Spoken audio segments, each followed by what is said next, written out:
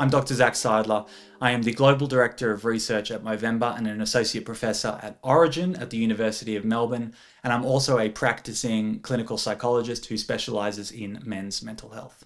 I'm really lucky to oversee a global body of research in men's health. I've been focusing on men's mental health for the past decade, really focusing on systems engagement, looking at health systems specifically and how we adapt them in order to respond to men's needs.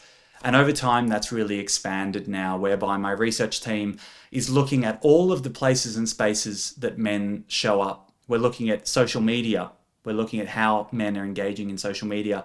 We're looking at gaming and esports and the way in which mental health is buffered, is protected, or is harmed on some of those platforms. And then we continue to also look at the ways in which we can improve how we are going about providing resources to men with a health equity lens in mind. During my years as a researcher and clinical psychologist, I've experienced both the ups and downs in trying to engage my male clients. At times, I felt completely powerless, watching them drop out of treatment and then come back years later in a crisis that really could have been averted. Because of this, I devoted the past several years to finding solutions for gaps in traditional treatment methods. It's about time we work out how we can adapt our way of working to stop men slipping through the cracks. Men in Mind is an online training program for mental health professionals aiming to upskill them in how to engage men and boys in therapy.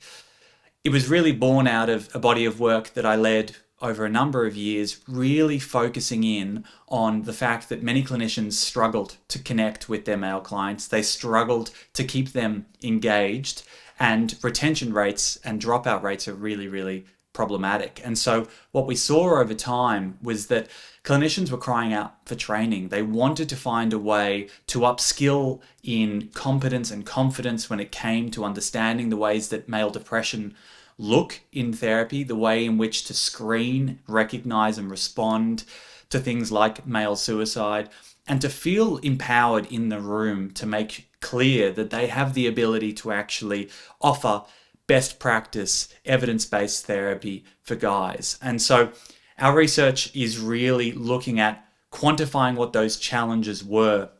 And what we've seen is that 45% of men who engage in therapy drop out prematurely without talking about it with their therapist in advance. And that's really problematic, given we know how difficult it is to connect with men in the first place. We do not want to see them dropping out much earlier than they ought to be. We know that male suicide is an epidemic proportions in this country. We've got 7 men a day dying by suicide. And what we don't often talk about is that 60% or so of those guys have actually sought help in the year prior. They have been in touch with our mental health professionals. They are within our reach. And so Men in Mind is here to make sure that when they come in through that therapy door, that we can hold them, that we can connect with them, engage them, and make sure that they stay around. So Men in Mind is 5 modules. It's 40 lessons. We've got vignettes across the board that are co-designed with mental health professionals. And it's really focused on ensuring that you, when you're sitting there across from a male client, know all of the skills that are required to make sure that you're offering the best treatment you can. What if it's the very idea of trying to be a superhero that's making things more difficult for you? You seem like you're doing a pretty good job to me, and it's clear how much you care. And when you're feeling really stressed and overwhelmed, it seems like it just narrows in to that one option.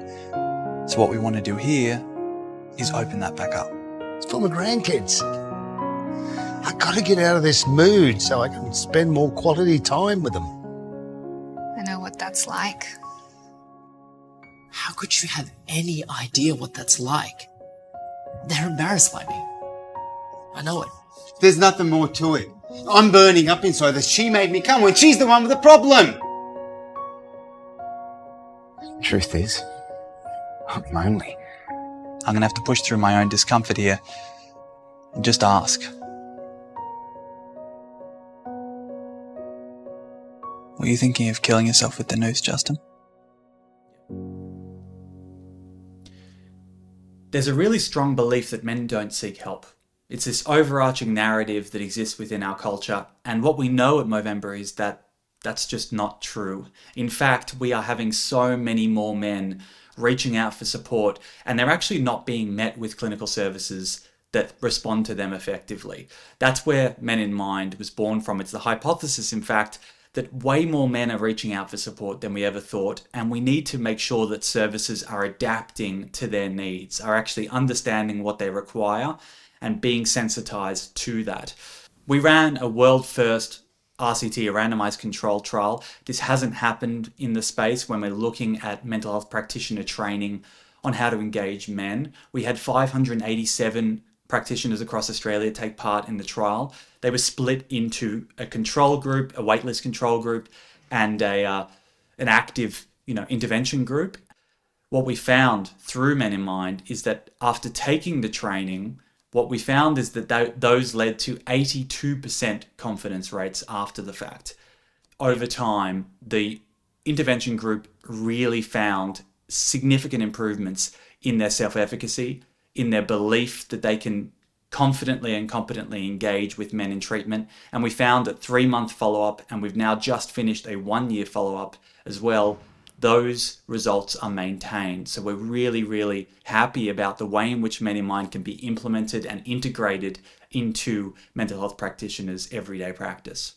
There is a huge amount of growth that is possible here in providing clinicians with that feeling of confidence and competence in working with men, and we know that Men in Mind works to help them do that. We've had really great coverage off the back of this report, this publication in American Psychologist. What came was the government came knocking at our door, and we were so lucky that recently we achieved $11.3 million in funding to roll Men in Mind out across the country. It's the largest single investment in men's health in Australian history, and it's come off the back of our really rigorous research. What we are hoping for moving forward now is to look at large-scale national rollout implementation, looking at the impacts that has on men's mental health outcomes across the country now. And we're also making sure to look at the fact that if a clinician is trained, how does that actually impact on the man's feelings of satisfaction in treatment, on their dropout rates, on their treatment outcomes long term. So that's where we're looking moving forward with this funding from the Australian government in collaboration with Movember.